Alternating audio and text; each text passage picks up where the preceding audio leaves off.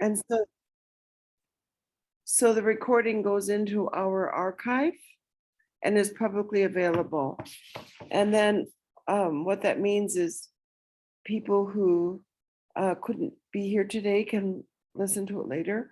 But more and more, what's happening is people are using those links in their teaching. Oh, great. Yeah, it is great. So A few of the slides I kind of re-engineered for my own teaching, and I kind of liked that as well. So if that can also continue being used in classrooms, that makes me yeah. happy. So what we'll do with your permission is make a little folder in the archive that has the video and your slides. Great. Yeah. Yeah, maybe what I'll do then is after the presentation, I'll send you my final slides because I did tweak a few more things. Sure, that'd be great. Thank Great. you.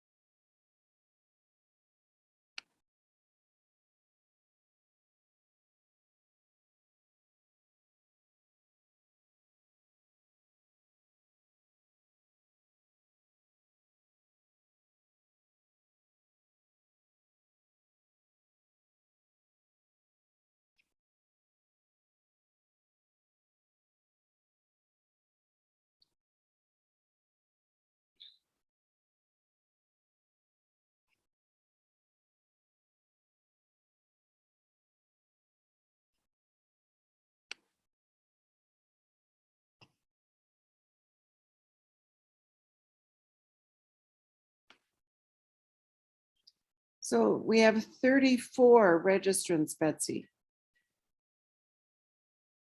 That's great. I hope they all show up. Yeah, looks like it's like students in class, they all walk in the last 10 seconds. We'll wait. Could you tell me how to correctly pronounce your last name? Yeah, it's Leimbigler. Leimbigler. I would have had it wrong if I didn't ask, of course. No worries. Yeah.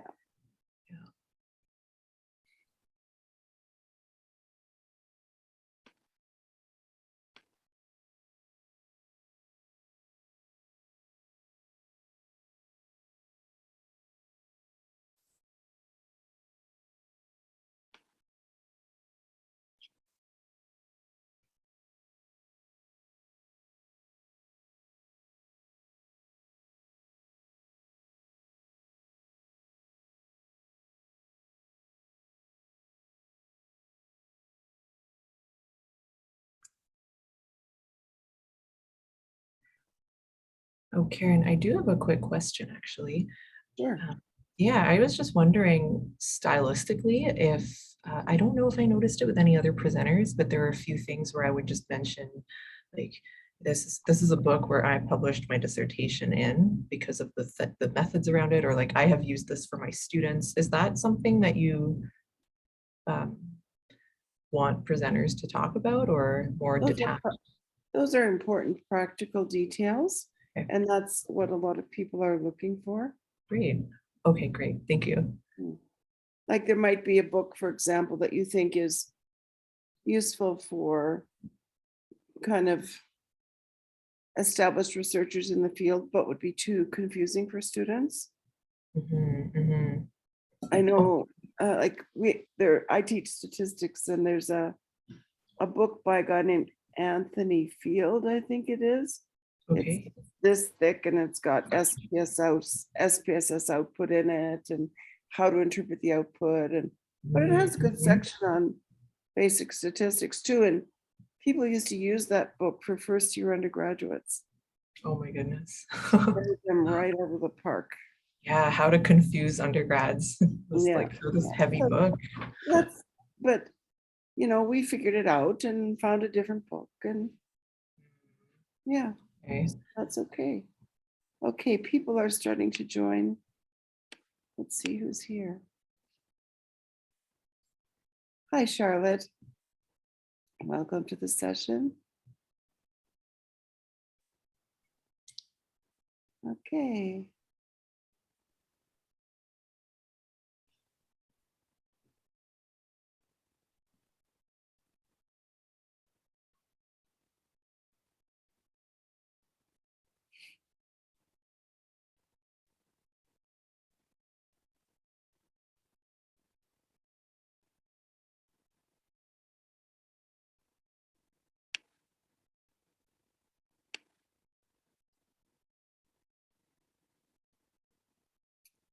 Hello, everyone. It's so nice to see you all today. We're going to wait just another minute or so because people are just starting to join now. So um, I think let's give it literally 1 minute more, and then we'll start. Thank you.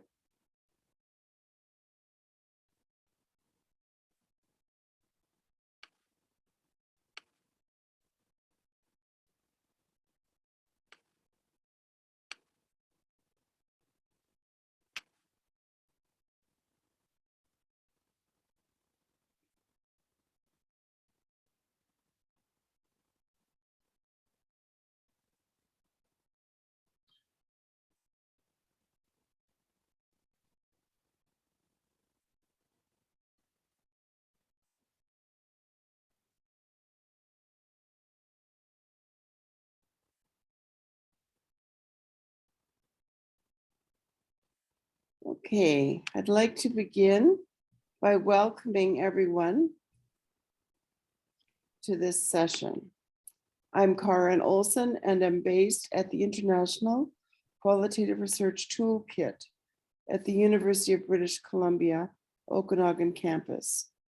I respectfully acknowledge the Syilx Okanagan Nation and their peoples on whose traditional, ancestral, and unceded land UBC Okanagan is situated. I would also like to acknowledge that you are joining us today from many places, near and far, and acknowledge the traditional owners and caretakers of your lands. Many thanks to Dr. Eric Lee for arranging the co-sponsorship of this session by the Rural Health Equity Social Enterprise and Technology Synergies Eminence Research Cluster and the Social and Economic Change Lab at the University of British Columbia, Okanagan campus. The session today is the inaugural webinar of the International Qualitative Research Network. Our network is comprised of leading qualitative researchers from around the world, based in Australia, Ghana, Israel, Scotland, Peru, and Canada. We also have a free two-part webinar coming up on coding, It's on May 24th and 27th with Dr. Johnny Saldana. So if that interests you, please go to our website and register. Our presenter today is Dr. Betsy Leimbigler. Dr. Leimbigler is a postdoctoral researcher at the University of British Columbia, Okanagan campus. She received her PhD at the Free University of Berlin in Germany, where she analyzed the political discourse and media coverage of healthcare reform. She contributed a chapter on discourse and media analysis to the book, The Practice of Qualitative Data Analysis, Research Examples Using MAXQDA in 2021. She's taught courses on policy analysis and the politics of health at Free University Berlin and Bard College Berlin, and led workshops for students to learn the basics of coding. Previously, she worked in Ottawa and has experience with speech writing, consultation, and survey design, and policy areas including youth, culture, and health. Her current research projects relate to COVID-19 cross-Canada comparisons, health equity, and social innovation. In terms of process, please type any questions into the chat box and Dr. Leimbigler will address them at the end. Please join me in welcoming Dr. Leimbigler. Thank you so much, Kari, I really appreciate it. And thank you everyone who's joined today. Thank you for taking the time. I'm really excited to share this presentation with you all. So I'm just going to go ahead and share my screen and get started. So the title of this presentation is the use of MAXQDA to systematically understand policy and framing. And there are a few things that I'd like to unpack in that title. So I'm just going to lay out how I plan to structure my talk today. First of all, I'd like to provide an overview of political science and policy perspectives in methodology specifically. As Karen kindly mentioned in reading that bio, I do have a background in political science and policy. And so I want to situate this presentation in the areas and the disciplines that I'm working with. The second part of what I wanted to accomplish today is to give insight into a really specific part of the research process, which is research questions and how those are really central to determining any methods that we use. And then the last part of this presentation is where I'll highlight a few examples where I have done research using speech analysis, discourse analysis, analysis of media samples, and policy analysis, which is a very broad term, but it's a type of analysis that I'll go into a bit more detail. And before we get started, I do have a few key concepts I just wanted to at least highlight.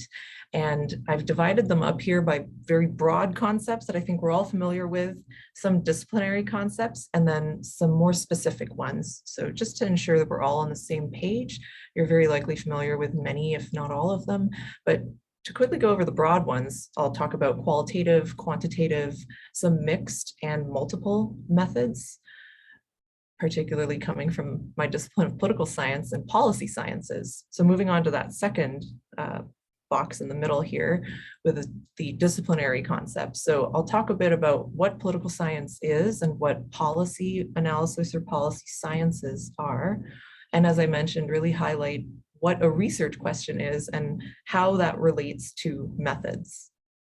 And then that last box on the right there, the specific tools that I want to highlight, I highlight a few of them at the end, but framing and frame theory and framing as a method is one that comes up a lot in political science and political communication. It's a whole field of study that just looks at how certain arguments become salient or not salient, how concepts are picked up by political elites or media conglomerates, and how these ideas or themes are angled towards the public.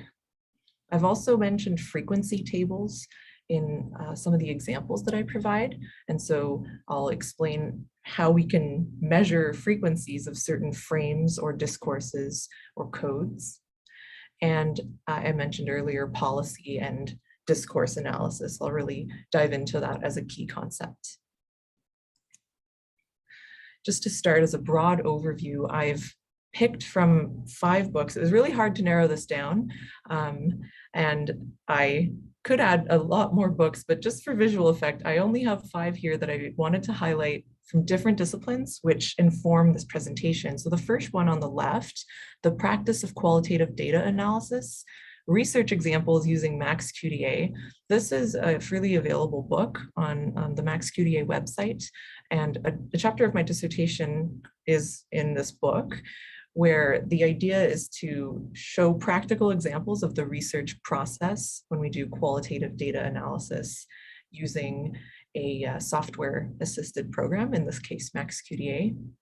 I've also got an image here of King, Keohane, and Verba, designing social inquiry, scientific inference in qualitative research.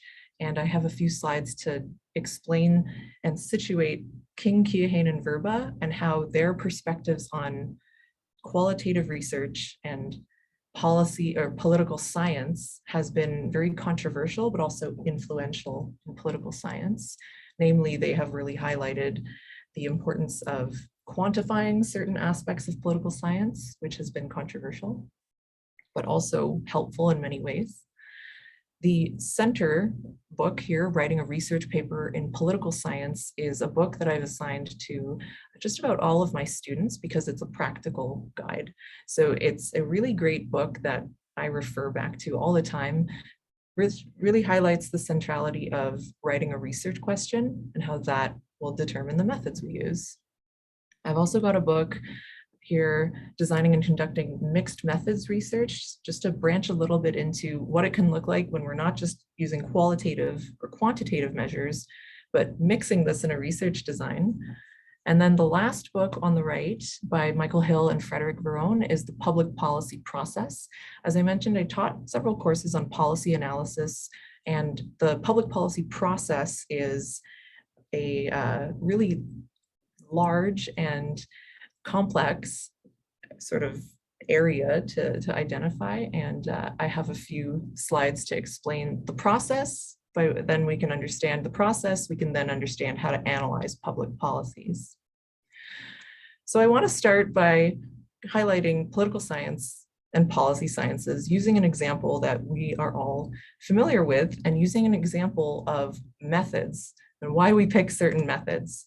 What you're seeing here is a map of the United States, and this is a projection by an analytics company that predicted, like many analytical models predicted. In fact, I think many of us will recall in 2016, many news outlets predicting with a high degree of certainty that Hillary Clinton would win the presidential election in 2016. So this prediction showed that the Democratic nominee, Hillary Clinton, would win by quite a high number. And as we all know, the reality of this, the presidential election results, saw that Hillary Clinton did not win and that these predictive models really failed.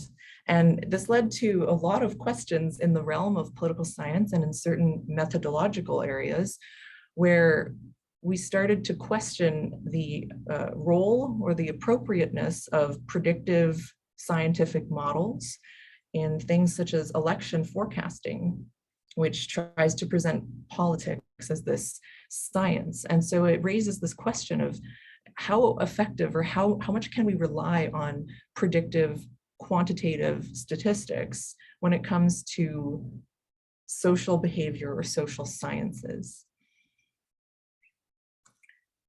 I'll start with some key points about political science. And I really like this quote from Timothy Luke when he explains what political scientists do. And he says, what political scientists do still remains disparate, diverse, and disconnected across the discipline. So in other words, there's not a lot of coherence and there's a lot of diversity in terms of what one political scientist might do or what another one might do and the type of methods that they use. So while some may indeed use election forecasting and statistics to predict who may win a certain election, other political scientists would not use these methods at all and might only use qualitative methods.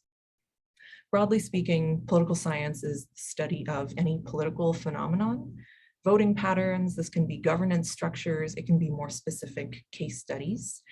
And political science is usually its own discipline or its own field when it comes to many universities. It is linked to the policy sciences very strongly, and it's linked to political communication, but it is separate. And some of the key debates in methodology are between the quantitative and the qualitative tradition. As I mentioned, King, Keohane, and Verba, which is often abbreviated in political science to KKV, presented several suggestions and ideas on how to design social inquiry or design social research. So I've bolded some of the key points that they made, which was, first of all, it's really important to record and report the process by which any data is generated.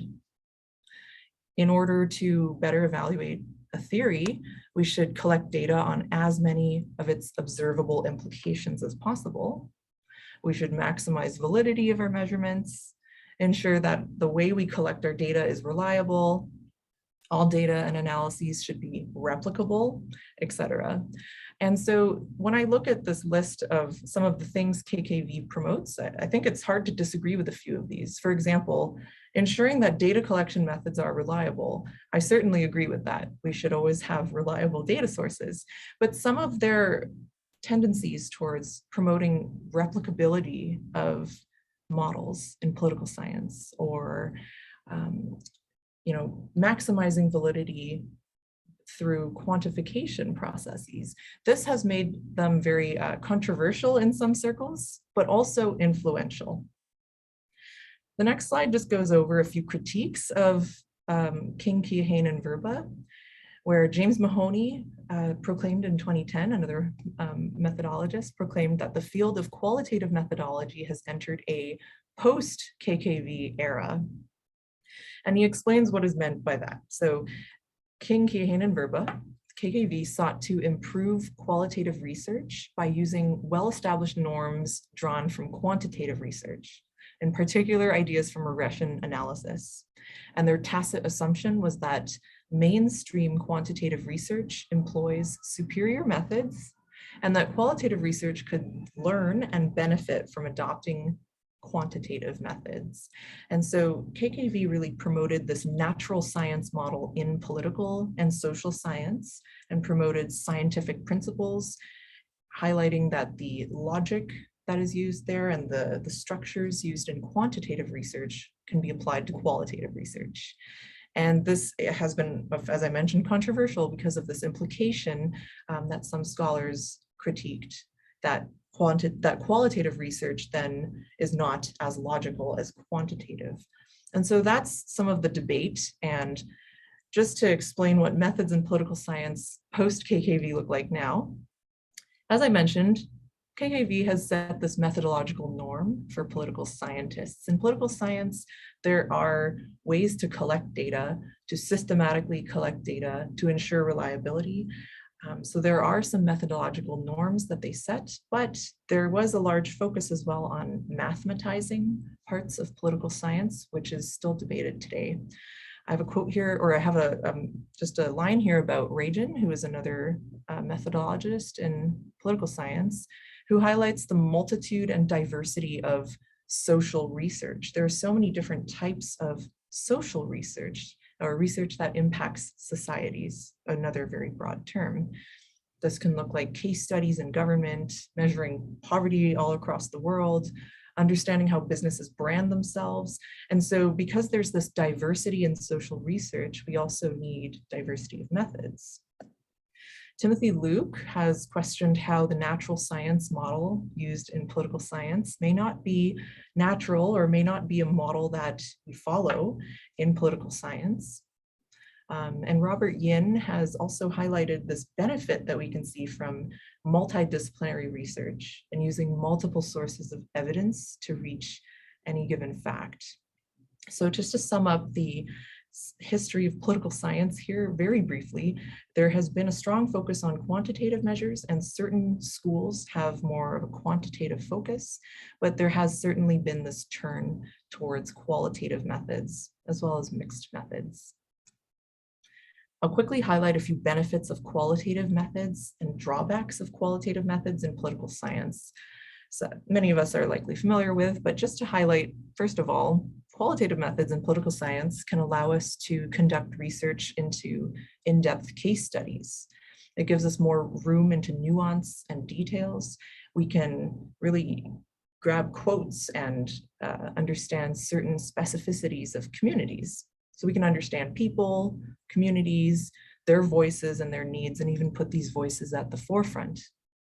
And when we use qualitative methods, we also understand narratives better. And that's a very important part of many types of social research as well.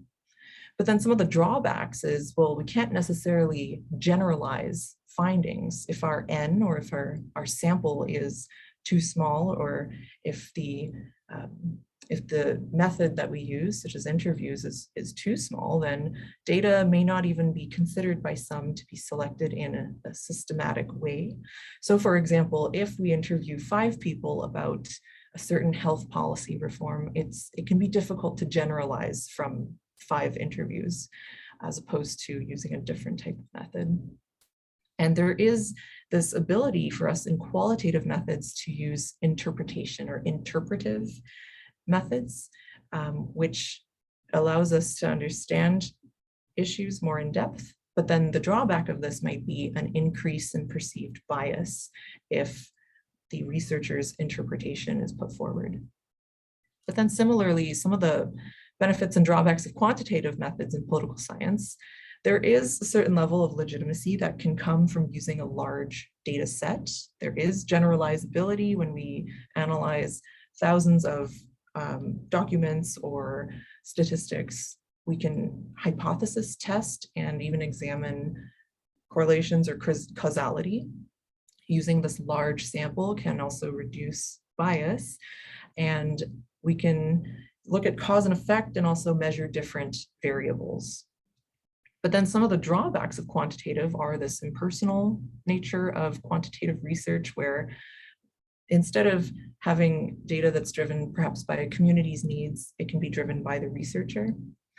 Important nuances can be left out. And as I mentioned with that example from the 2016 election, predictive power and predictive models, these are not always appropriate in political science. To quickly go over what mixed methods then becomes, this has been something that has been developing for decades. Cresswell first published a first edition on mixed methods in 2007, and just very briefly defined mixed methods vaguely or generally as collecting and analyzing qualitative and quantitative data together throughout a research process. So not analyzing these two as separate, but combining them. And some of the clear advantages of combining quantitative and qualitative research is we can capture missing parts of analyses.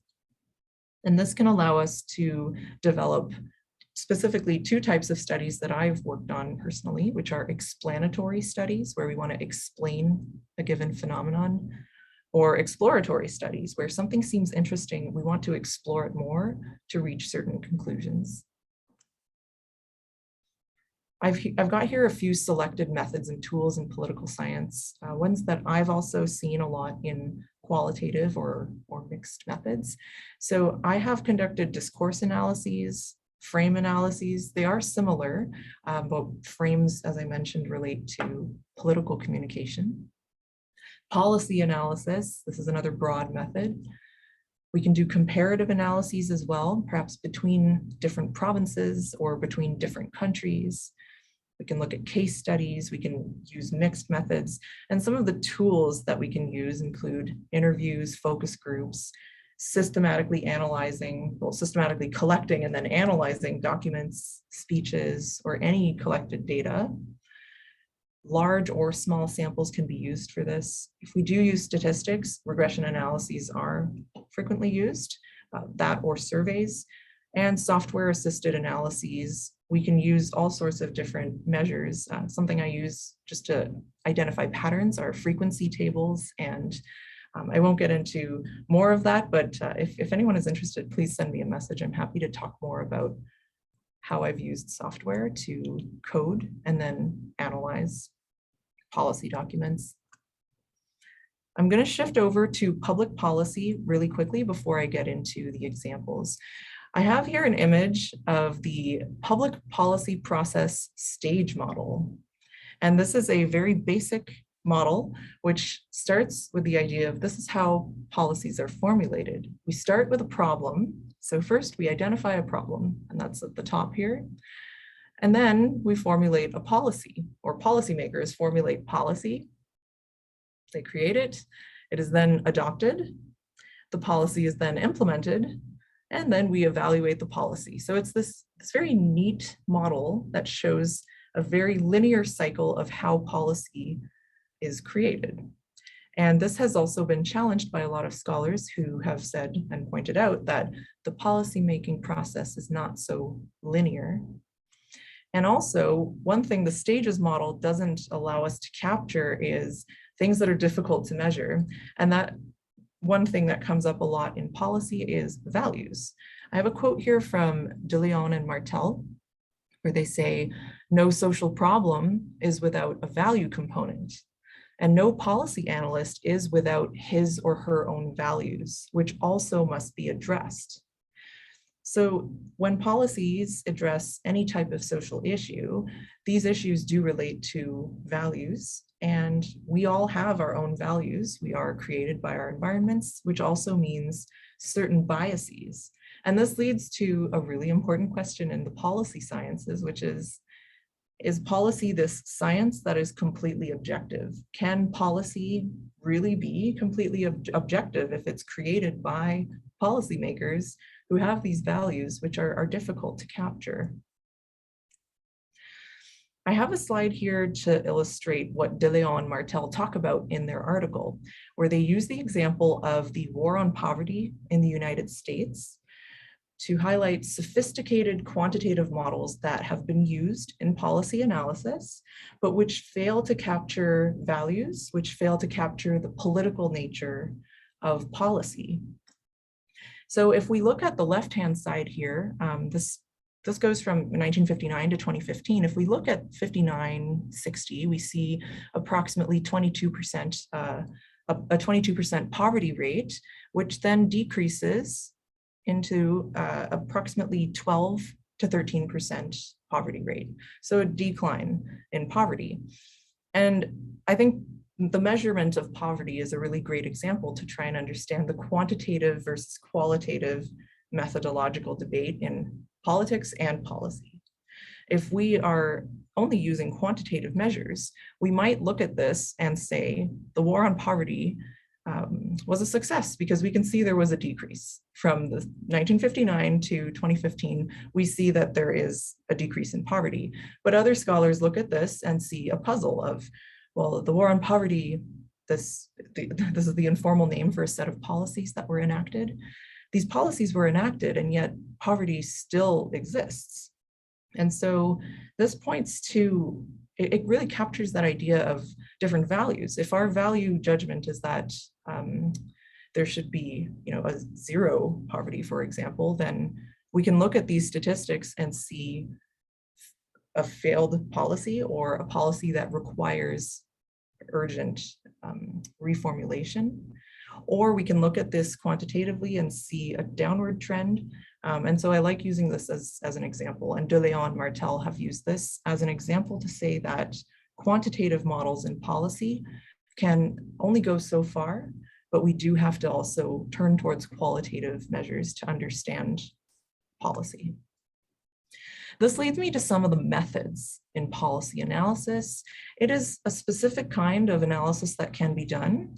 The unit of analysis can be, very generally speaking, policy documents rather than speeches or media samples or any other observed phenomenon.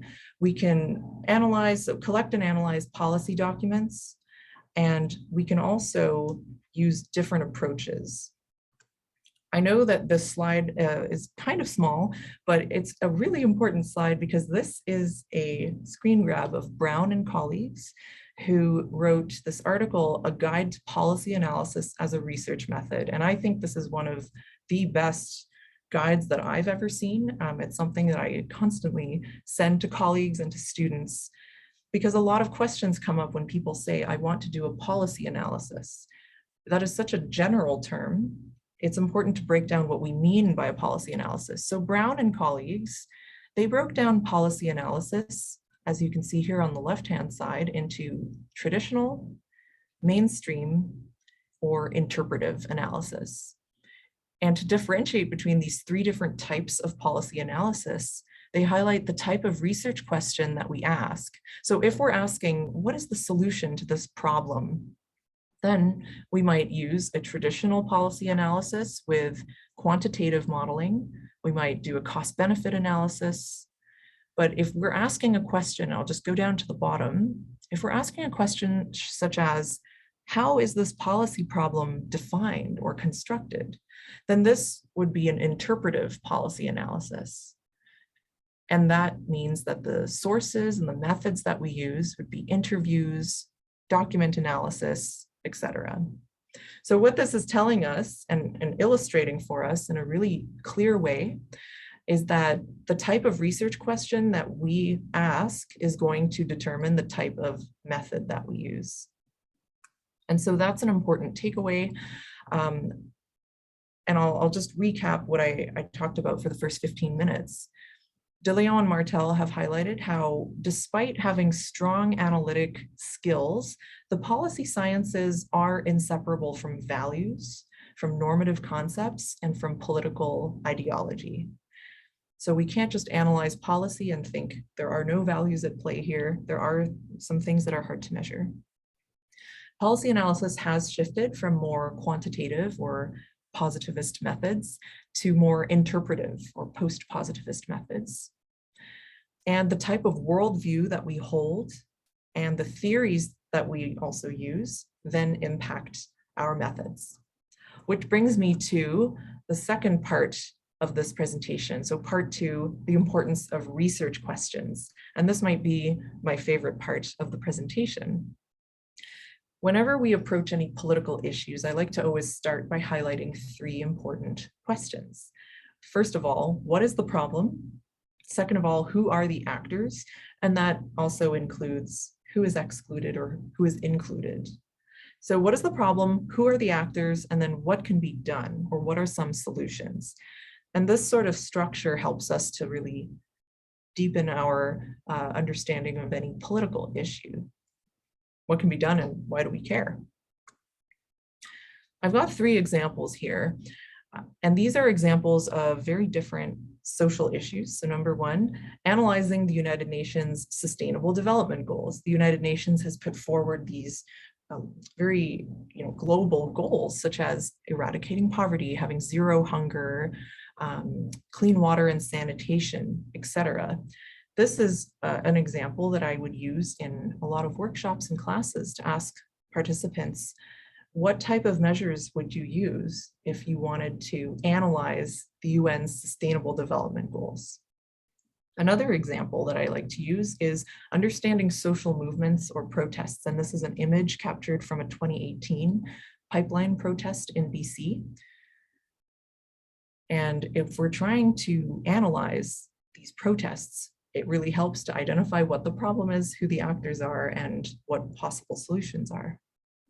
And then a third really recent example, if we wanted to analyze or evaluate a COVID-19 social policy, so say your government has enacted a law where certain groups of people, or perhaps everyone, receives financial benefits.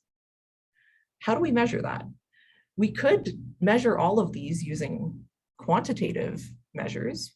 So using the COVID-19 example, we could tally up how much money has been spent, how many people have been impacted, and etc.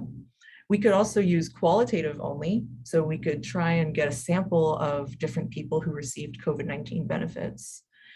But we could also use multiple methods. So that would include surveys and statistics. Perhaps we could analyze by age, gender, or any other variables, and also conduct focus groups and interviews.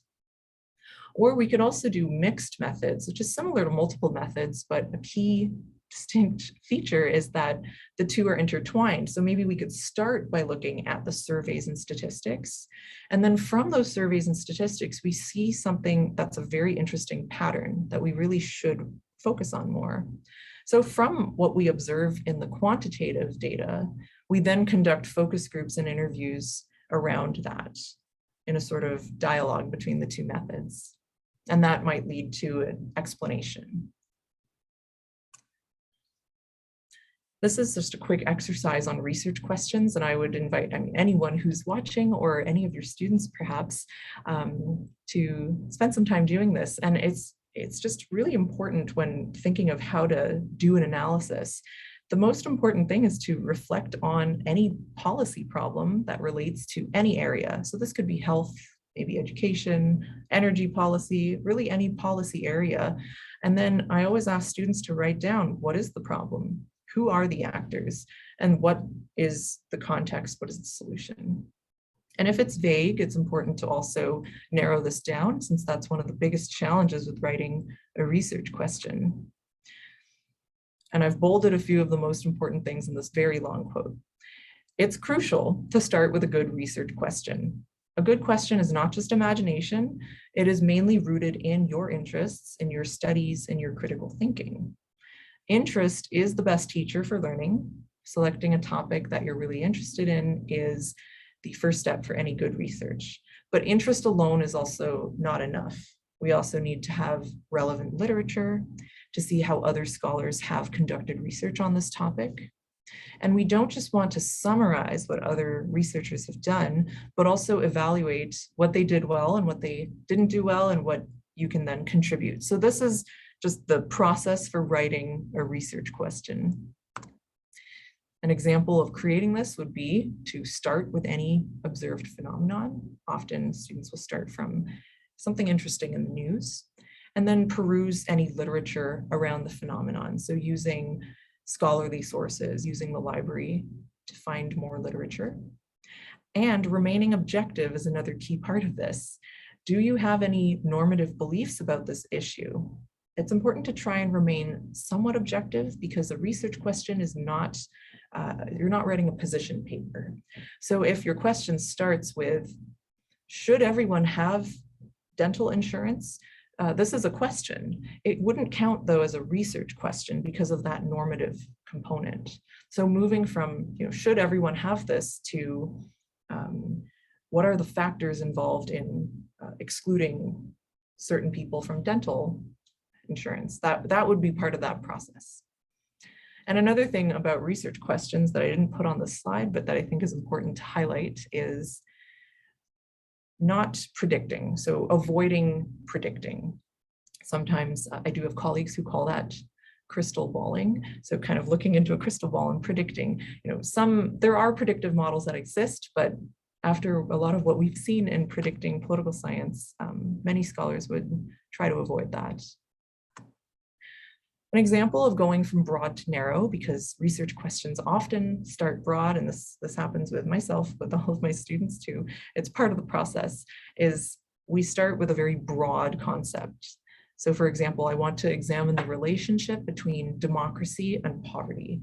This is a start, but it is far too broad. So we can narrow this down to, what is the relationship between a certain part of democracy? So maybe partisanship in Tennessee, or something very specific, and how this state handles a certain aspect of poverty, perhaps homelessness policy. So that's how we narrow it down from very broad to more narrow. And the most important takeaway from this is to start with research questions, not with the method itself. We should always try to maintain objectivity, conduct a literature review, and research questions can then be created from something we find interesting.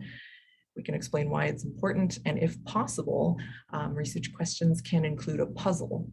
An example of that might be that poverty statistic graph that I showed earlier, where the puzzle might be, we have implemented so many different policies to address poverty. Why is poverty still, why does this still have such a high percentage of the population? Why is such a high percentage of the population affected by this? So I'm just entering the very last part of the presentation, and then I look forward to discussing some more with the audience members. So this is the final part where I give some examples of discourse, frame, and policy analysis. In my case, I use MAXQDA software, which is a qualitative data analysis software that also does mixed methods. So I just want to highlight an explanatory project on discourses in health. And this was my dissertation, actually, where I started with data. I started with identifying main actors and identifying the data, with my interest being the number of people without health insurance in the United States. So I started by trying to figure out what that percentage is, what percentage of politicians support healthcare reform, what policies have been put forward. And one problem that I encountered is the research questions that I ended up drafting were around frames and discourses and how politicians and how the public or how media samples discuss healthcare reform. And so I quickly realized that these research questions could not be answered through quantitative data only. And so one of my guiding questions was, how has healthcare reform been framed by presidents and by media outlets over 60 years? And does that impact healthcare reform? So what I did was this systematic frame analysis of all of the different frames or discourses that politicians and media outlets used over a 60-year period. This explains the process for this explanatory project, because I wanted to explain why healthcare reform in the United States is the way it is and why it is so fraught with political tension. So number one, we start on the left-hand side. I began with 6 major discourses on healthcare reform, which I identified. And these were identified from a literature review. And I simply made these into parent codes for my first coding process. And then my second step was to code with these 6 discourses, but also create inductive subcodes, which means any concepts that came out of the data. So using those 6 discourses, I coded deductively and inductively. And then at the end of the first coding round, I created a code book, which is just a list of codes with all their definitions. And I had a massive number of codes. And part of this process is regrouping these codes into new categories. And through this regrouping process, these codes, I argued, then became frames, because some codes only came up once or twice. The ones that came up 200 times would be frames, because that was a clear pattern of significance. This is just an example how to start with deductive coding. These were the 6 discourses that I identified in healthcare reform: human rights, the economy, individual, group, state level policies, or federal level policies. And this, it is not comprehensive, and this is part of the interpretive nature of certain political analyses or policy analyses. Those were the 6 categories. And then after going through the data, as you can see, those 6 turned into a lot more than 6, but I grouped them by parent code. And so those are the top codes with subcodes underneath. And then this allowed me to identify code frequencies.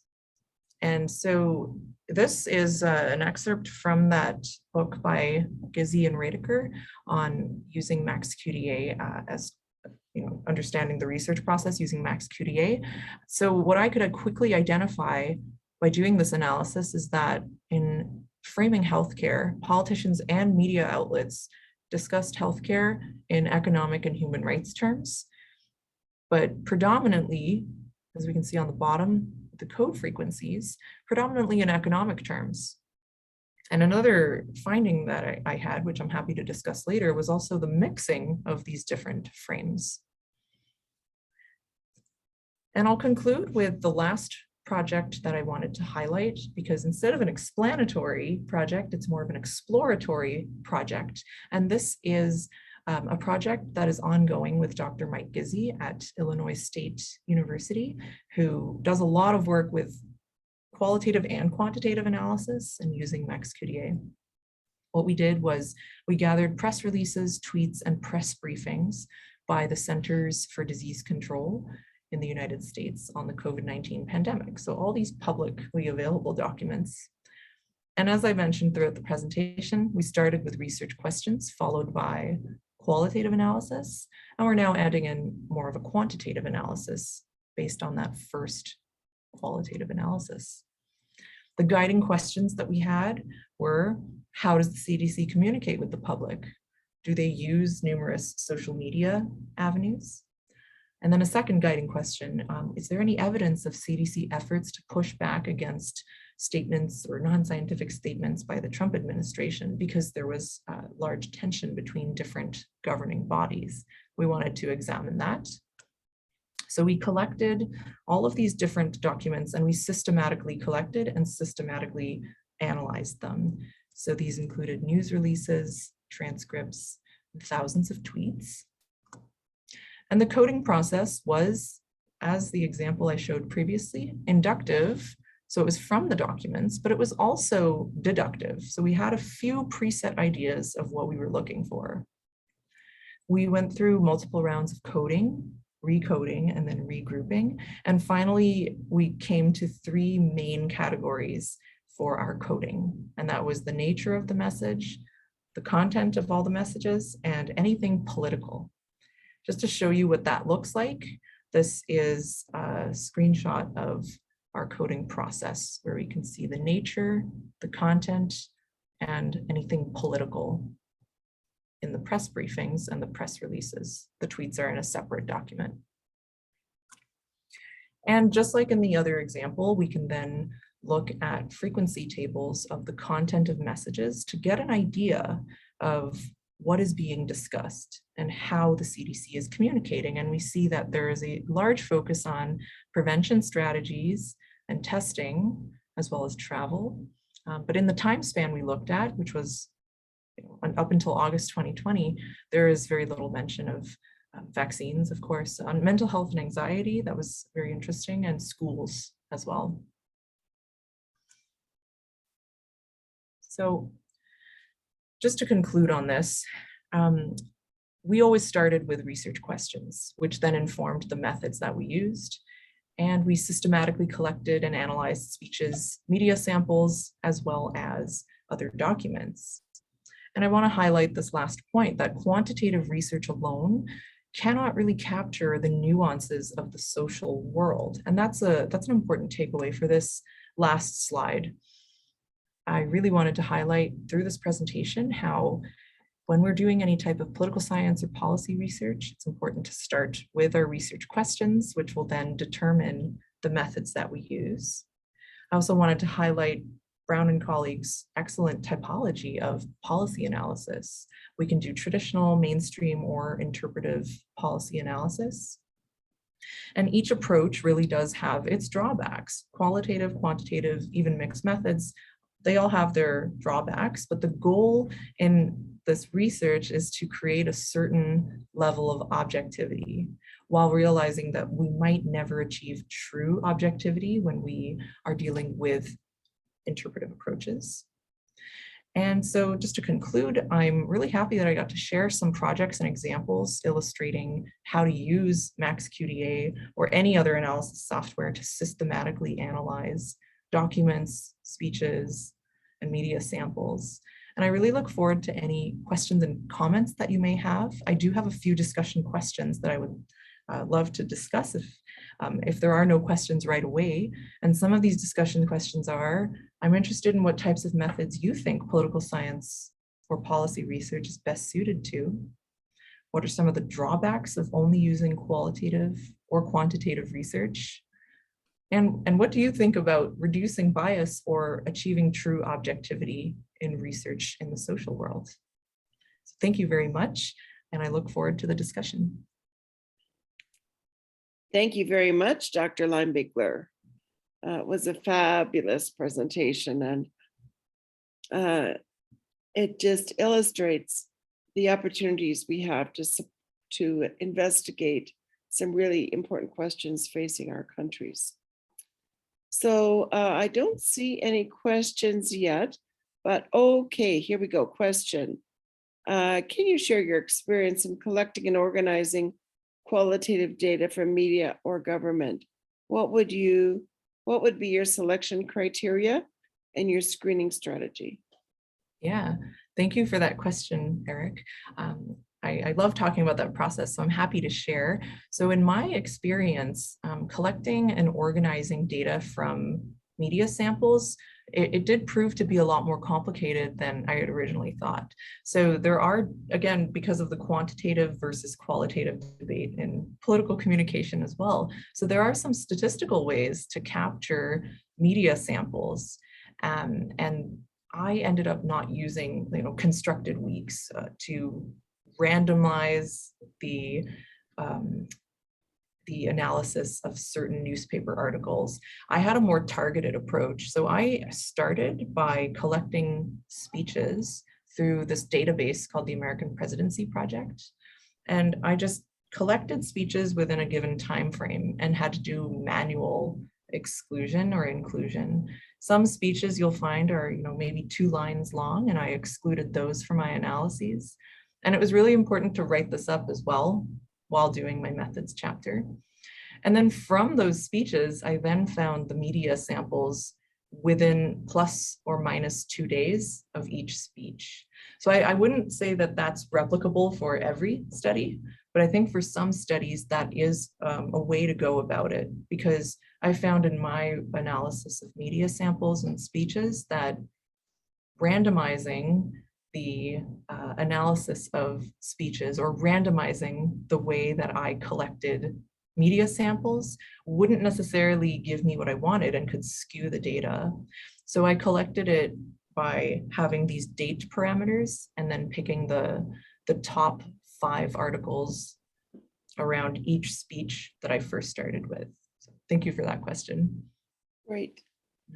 Thanks very much. One can see how the vast quantity of data has to be managed somehow, or you just get buried so far down that you'll never see the light of day. Another question. How did you handle what we call the misinformation about COVID, especially in the very beginning when it was still a gray area, on potential causes, symptoms, precautions, etc.? And Charles, I don't quite understand what you mean. Precautions versus the objectivity issue. Yeah, I think I see what you're saying. Thank you, Charles, for that question.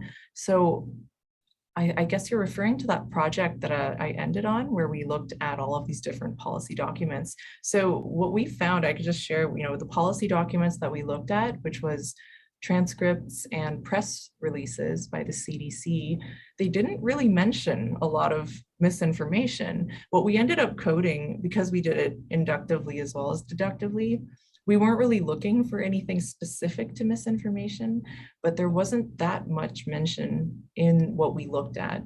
So we coded things as risk level and what the CDC is still investigating. And that's just kind of the style that was used in the press releases and in the communications from the CDC. So they would say CDC is still investigating, or the risk remains low, and that sort of dialogue. There was actually, interestingly, I think this would be an interesting research question. Like I mentioned, there was not a lot of focus on misinformation. Whether that was intentional or not, I'm not sure. We didn't look into that. But it would be an interesting research question to see how the CDC handles misinformation specifically by either remaining very general about it or specifically addressing it. There were some tweets that were released by the CDC that specifically said,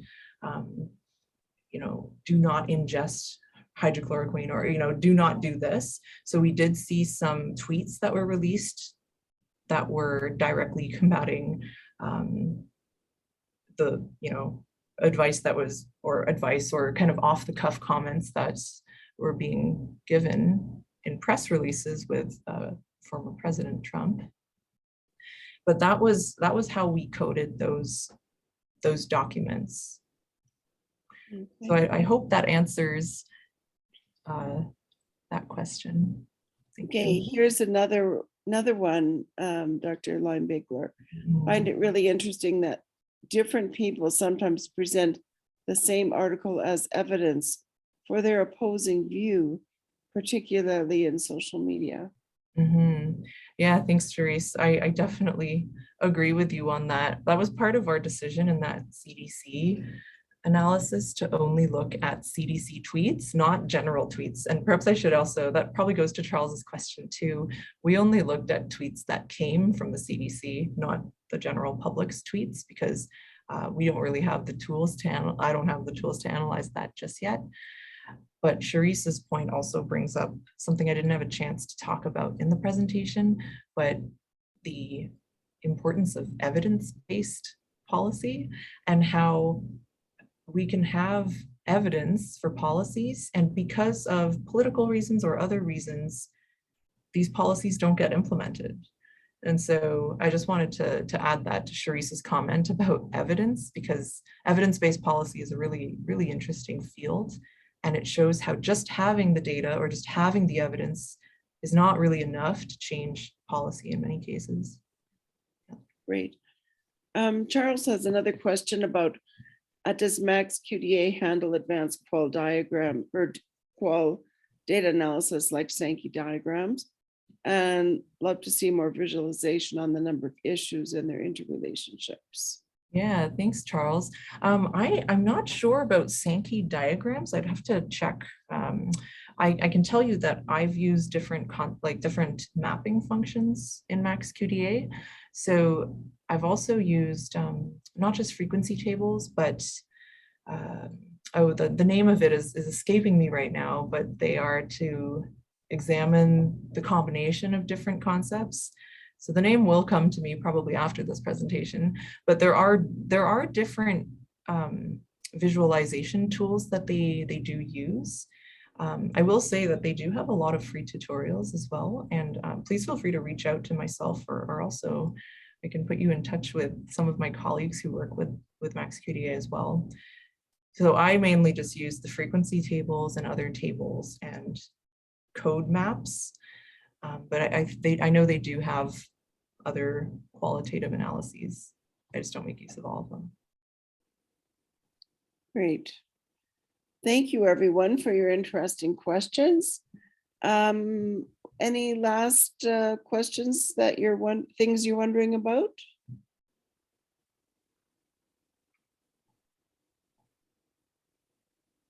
Okay.